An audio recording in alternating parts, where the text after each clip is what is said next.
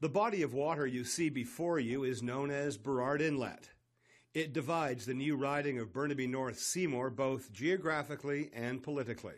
The Burnaby portion of the riding has a long tradition of electing an NDP MP, while the North Vancouver or Seymour side has elected both Liberals and Conservatives in previous elections, leaving the outcome of this election up for grabs for any one of the four major parties, all represented by strong candidates. Hello, my name is Terry Beach. I'm the Liberal candidate for the new riding of Burnaby North Seymour. I was first elected 15 years ago. I'm an adjunct professor at SFU. I'm an entrepreneur with 2 businesses in the riding, and I have a nonprofit that teaches high school students how to win scholarships for university. Hi, I'm Lynn Cornby. I'm the candidate for the Green Party of Canada in the federal election here in Burnaby North Seymour. I'm a scientist, a research scientist. I run a lab up at Simon Fraser University. I'm a professor there, and for the past 3 years, I've been chair of the Department of Molecular Biology and Biochemistry. I'm Carol Bairdell, and I'm running for the NDP in Burnaby North Seymour. I'm a former chief judge of the BC Provincial Court. I was the first female to hold that role, which I held from 2000 to 2005. But more importantly, I'm a mother of 5 adult children. I've lived in North Vancouver most of my life, and when I stepped down from the bench, I became deeply concerned about the direction that this country was going. I felt I couldn't stay on the sidelines anymore, and I had to run, and I picked the NDP to run for because of the direction that I see them taking the country. We might like to make a note that candidate Mike Little of the Conservative Party was definitely invited to this debate, but unfortunately he declined the offer to come. So he won't be representing the Conservative Party of Canada, but we do have all these 4 lovely people.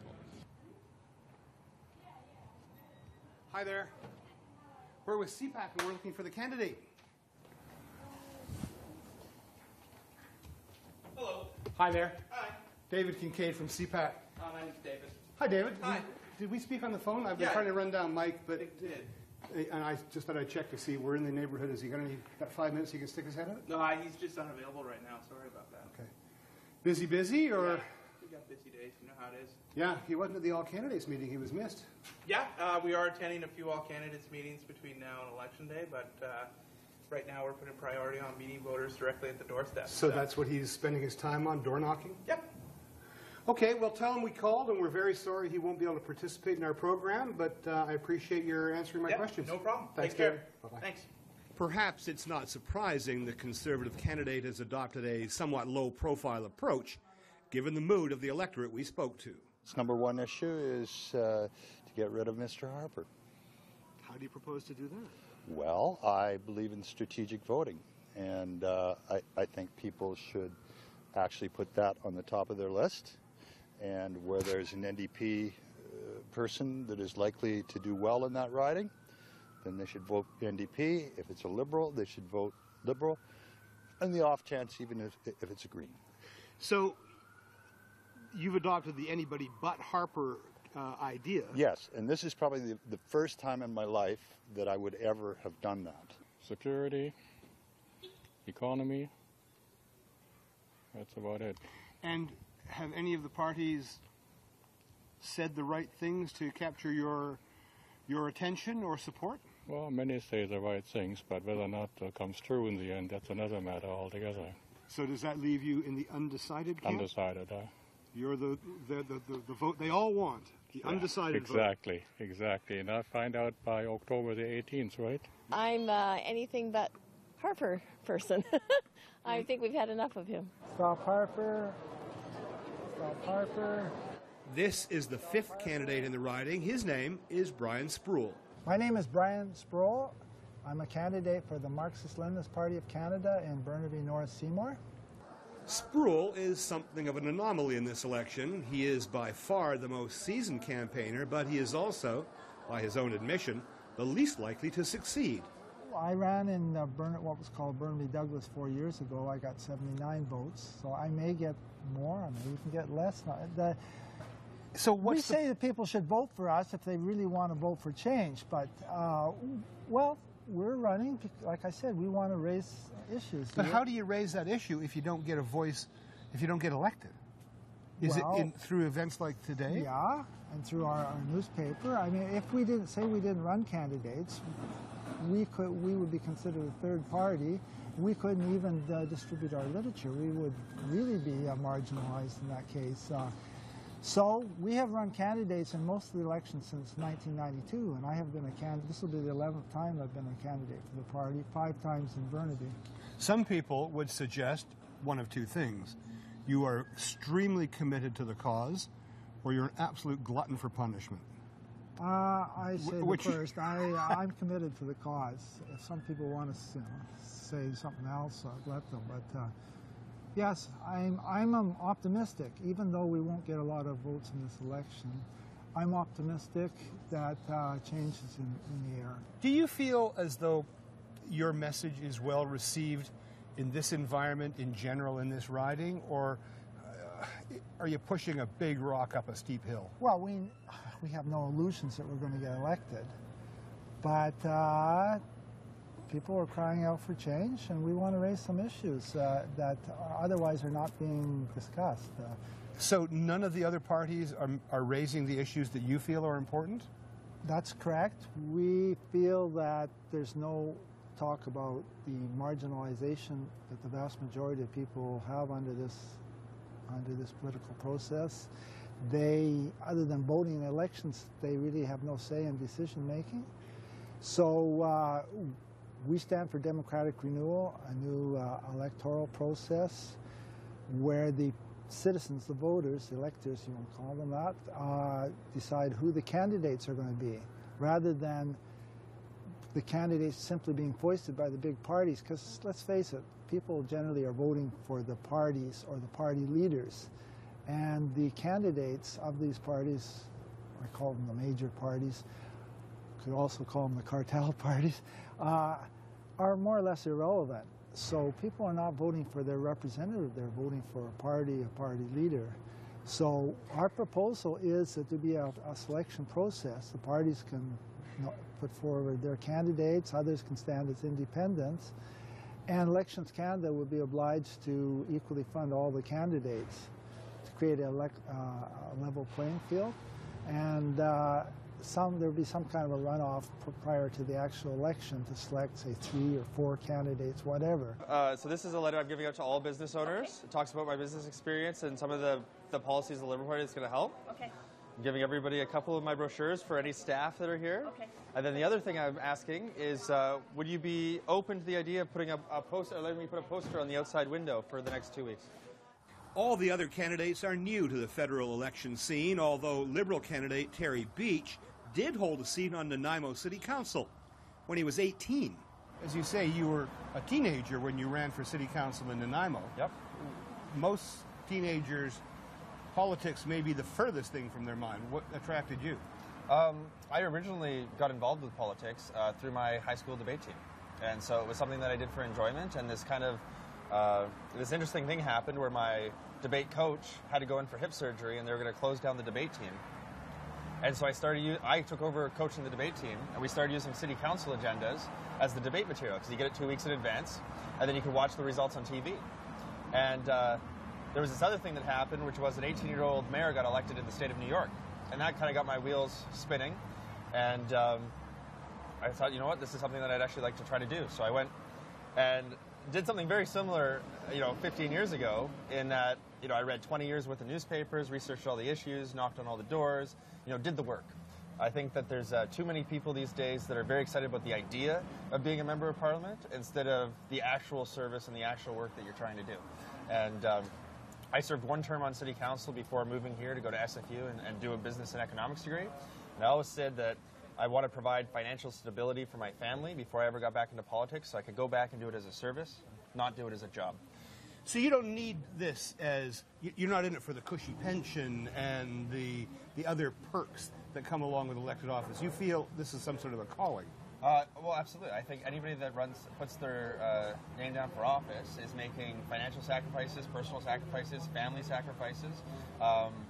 But, it's also, you get the benefit of having, one of the largest opportunities to have, to do a fulfilling job that helps your community, and that, you can actually see decisions and work that you do every day benefiting, the people around you, your family, your loved ones, your neighbors, and that is an amazing opportunity. So you didn't quit politics. You took a 15-year hiatus in order to establish yourself as a business person, as a family man, and then when that was locked and loaded, that gave you the freedom to come back to politics? Is that correct? That's absolutely correct. And I mean, my wife and I had a very serious conversation about whether this was the right time or if I should wait another 5 years.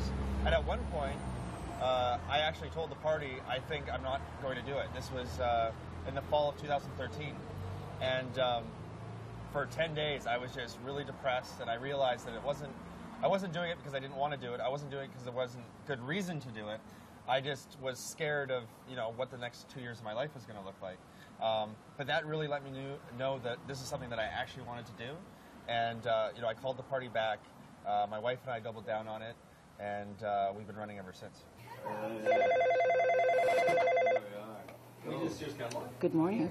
Carol Baird, Ellen's campaign office. How can I help you? So important. This is the most important part. Voter contact, going to the door, talking to people, having those conversations, hearing what their concerns are. And when I go, I'm hearing that they're concerned about everyday life. They're concerned about affordability. They're concerned about child care. They're concerned about seniors' care. And I think you're hearing that too, right? Definitely. So we're going to tell them all about the plan as far as bringing all of those things in for people is concerned, and the fact that in this riding, and in BC, it's NDP that defeats Conservatives, and if they want to see a change, then it's the NDP that will do that for them. Right? Great. Absolutely. Okay, and thank you. Perfect, absolutely wonderful work that you're all doing, and really, I mean it. You guys are awesome. It's an unusual progression for a judge to run at all, although there are 2 former BC Provincial Court judges running for the NDP in this election. I don't think it's an unnatural step for somebody who is concerned about the way the country's going and who wants change, because from my perspective it's Tom Mulcair and the NDP who can bring the kind of change that we need. I looked at progressive, Liberal and Conservative governments, and I saw governments were riddled with scandal that reduced corporate tax rates and failed to provide for everyday people. And how does the Mulcair platform differ, or how does it, perhaps more importantly, coincide with your belief system? Well, it's a party that its motto is no person left behind. And, from my judicial perspective, I saw a lot of people left behind.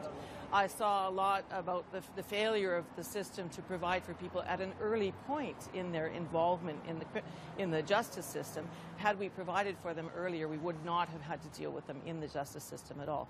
For instance, mental health programs for youth, like the NDP are advancing, and social programs taking care of the poor. We have a really bad track record of taking care of poor in this country. So once you start to develop those kinds of values, and they're innate to me, but I held them on the bench and I saw the problems with the erosion of the quality of life for people and the erosion of social programs. It's a natural progression as far as that's concerned, because the NDP are the party that will provide those things. It's a brand new riding, and I'm hoping to be your member of parliament. This is my riding. I mean, this is where I live. This is where I work. This is where I'm well known. I became very well known last fall for the protests at Burnaby Mountain. I received a lot of press over that, and I rallied a lot of support over that. So this is my riding.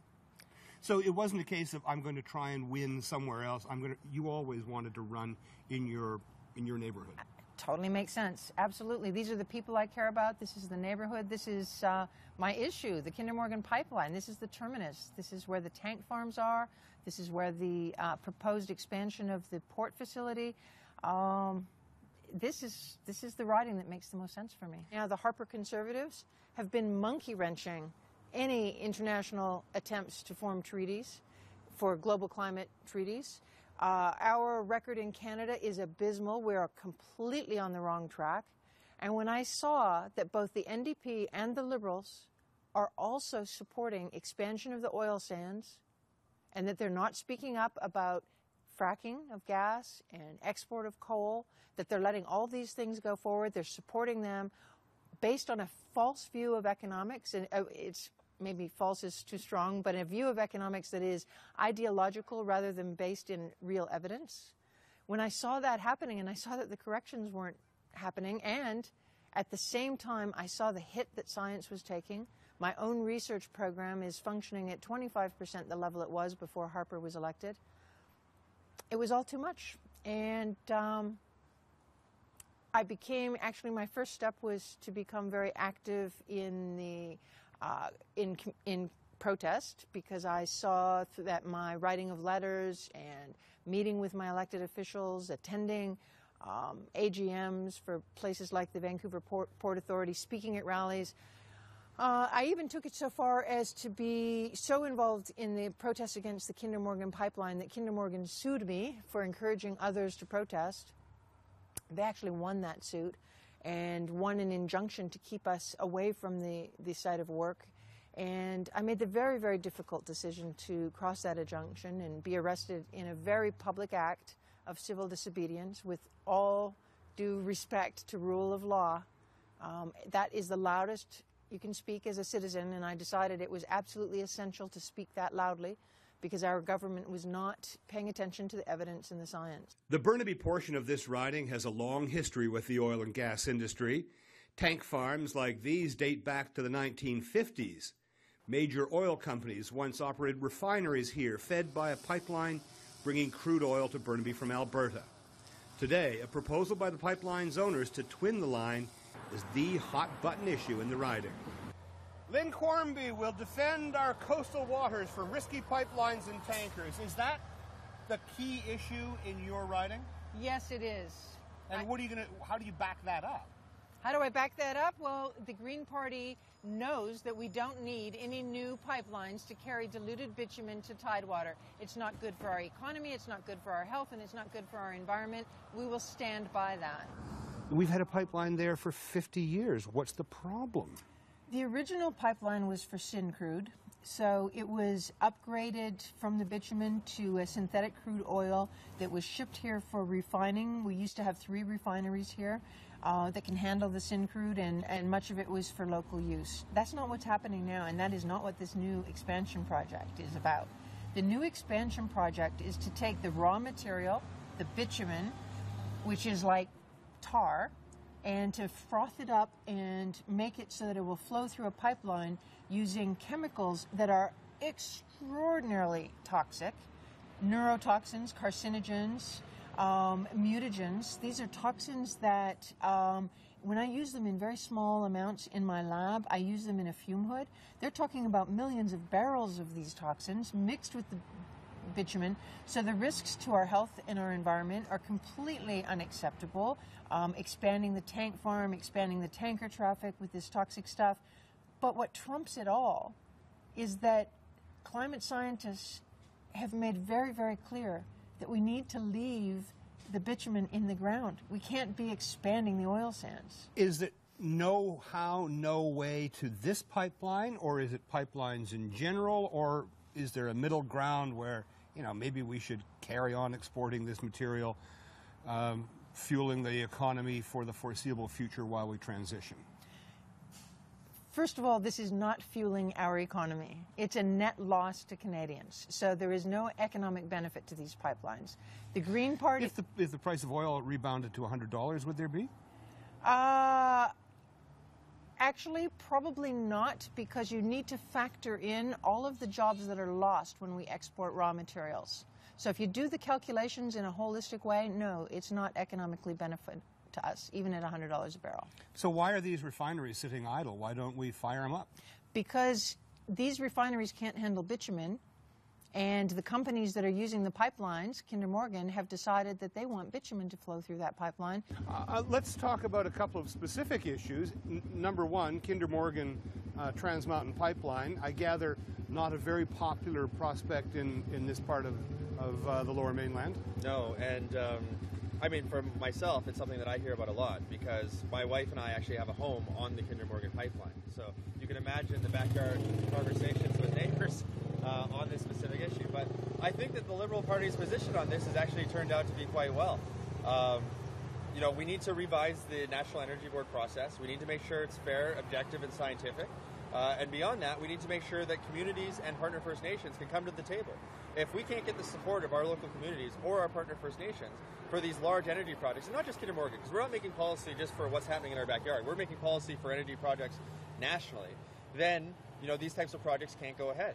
And so we have this interesting situation where we have arguably the most pro-oil and gas government that we've ever had in the history of the country, and yet they've failed to get any major energy projects passed in the last 9 years. And that's because they tried to gerrymander the process. It's a broken process, and communities haven't standed for it, so nothing's happened. I call it the highest profile issue in the riding because it's received the most media attention.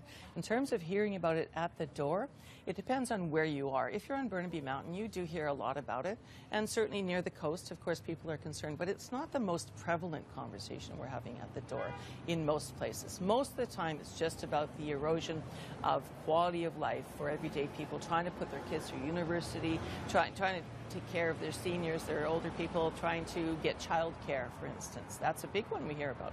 When we hear about Kinder Morgan, we do hear about it, and people are deeply concerned about the application to expand the pipeline. And what's the NDP's position on this pipeline specifically, but in the broader sense, pipelines in general?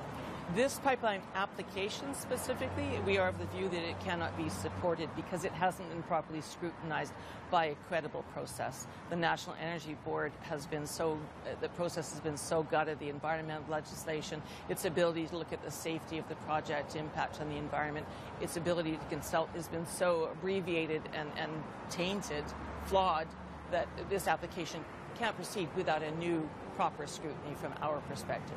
We'd start from scratch with a new board with new criteria. And if those processes are in place and credible science is presented, is the NDP open to the possibility of moving raw bitumen through pipelines from Alberta to Burnaby? That process would have to assess this application and any application under the lens of an overall national energy plan that includes us getting away from fossil fuel reliance, having concrete goals for reduction of greenhouse gas emissions, and having an overall energy plan that really looks at where do we want to go as a country and what do we want to emphasize in getting renewable energy sources and that kind of thing. So we start with that as the premise. We start with Tom Mulcair going as Prime Minister to Paris with concrete goals and a plan, and then we assess every project. So, at this point, I guess it's speculative to say which projects might actually survive that scrutiny. You've got to bring in nation-to-nation discussion with First Nations about the use of natural resources in the country, and also community consultation, safety standards, all of the stuff that's not being done right now. So, and from my perspective, that whole process has to be depoliticized. You can't have cabinet override on the recommendations of a committee because that makes it subject to the whim or the ideology of a particular party in power, which is what we're seeing now. So we need it to make its recommendations on a credible, transparent, open basis where people can come and express their concerns, and then to make a reliable decision that people can trust. The lack of an incumbent in the riding has given all the candidates hope. What they disagree on is where those votes will come from. In the history of the riding, it's been either a Liberal or Conservative riding. Right? 2011, 2008, it would have been Conservative. 2006, 2004, it would have been Liberal. And we see through the actions of the other parties that they very much understand that. So Kennedy Stewart, who is our current Member of Parliament here for the NDP, decided very early on, despite the fact that he lives here, that he would be safer running near Metrotown. So he's left the riding. But you have a formidable opponent in the NDP candidate. Well, Carol Baird-Ellen is a great candidate, but there is no statistical path to victory for the NDP in this riding anymore. Huh. Right? In order for Carol Baird-Ellen to get elected, she would have to expect the Green candidate not to get any votes. She would have to expect me to match the record low that the Liberals had in 2011. First, we're not going to do that just because of what the national numbers are doing. Secondly, in Burnaby last time, we had a candidate who basically came in, had 5 or 6 people working for him, and raised almost no money. We have a fully funded campaign, hundreds of volunteers, and I've been knocking on doors for 16 months. We're going to do better than we did in the last election. Even if Carol Baird-Ellen could hold me down to last year's low results and hold down the Green candidate, she would still need to convince 4,500 Conservatives to vote for her to get elected. So there's nothing better than the Conservatives like than having Carol Baird-Ellen, the NDP candidate, saying that she's the one to vote for, because they know that Carol can't get elected in this riding. But this sounds to me as though, A, it's a dangerous proposition for a politician to believe the polls before the vote. Oh, 100%. You shouldn't look at polls at all. And B, it sounds like a little bit of desperation that Carol Baird-Ellen and the Liberals are scrapping over that slight left-of-center vote, which will allow the Conservatives a victory. So, I'm not. You got to be worried about vote splitting. No, I'm not scrapping at all. The nice thing for the Liberal Party is that I'm an option for both the Conservative Party and for the NDP, traditional NDP supporters. So for traditional Conservative supporters, they like the fact that I have an economics background. They like the fact that I'm a businessman. They like the fact that I'm fiscally responsible. And for NDP supporters, I mean, they like the fact that I have an education background, that I'm an adjunct professor, that I have a nonprofit that's helped 35,000 kids in BC go to university. So as a candidate, I can appeal to both sides. And I think you're absolutely right. You shouldn't be looking at the polls. You should never look at the polls, because the only polls that matter are on October 19th. My strategy has always been go out, earn the vote, one vote at a time, which is why we've been door knocking for 16 months. We've had more roundtables than any other candidate. I've been out to over 150 community events, and that's what I'm going to do to win this riding. I'm going to work hard for it. Is the riding up for grabs in your estimation? Yeah, I'm honored to be among the 4 candidates. They are very strong, and they're all campaigning very hard. We look back to the 2011 voting patterns and to current polling, both of which tell us the same thing, and the same thing we've seen throughout BC, that it is NDP candidates who defeat Conservative candidates in BC. Let's not forget we only have 2 Liberal MPs in BC, and as far as other parties are concerned, they're not polling higher than a few percent. So it really is in this riding a fight between the NDP and the Conservative. In the last election, it was 44% Conservative and 35%, or a little bit more, NDP, and the other 2 were 20% together. Right. And so, again, polling, polls come and go, but this is what we hear at the door as well. This is what we see when we talk to people. We hear that they're leaning NDP, they're leaning away from Conservative, and the NDP have pulled ahead in the polling and the riding, a little bit ahead of the Conservative, but we're not hearing a lot of people who are turning to the other parties. What our expectation is, and I think it's a reasonable one, is that we will get a number, a small number perhaps, 6 to 20, I don't know what to put on it, a number of Green MPs elected to Parliament this year, and that we can form a caucus that could be very influential in Parliament. I've given this a lot of thought because it's very, very important to me that we do not get another Conservative government. They've done tremendous damage, and I wouldn't be able to live with myself if I believed I was going to support that happening. And here I am, I'm still running. So obviously I don't believe that that's a real issue. So where does Green support come from then? Green support is drawn from across the spectrum. And when I talk to my supporters and ask them, if you didn't vote for me, who would you vote for? I'm sorry to say that a lot of them say, given the current platforms, that what we're hearing from the other parties, I might not vote at all. Or I might vote Liberal, or I might vote Conservative, or I might vote NDP. We're not taking NDP votes. That is a fallacy. As we approach the stretch drive of this 2015 election campaign, one thing is clear. The battle for victory in the riding of Burnaby North Seymour is still very much up in the air.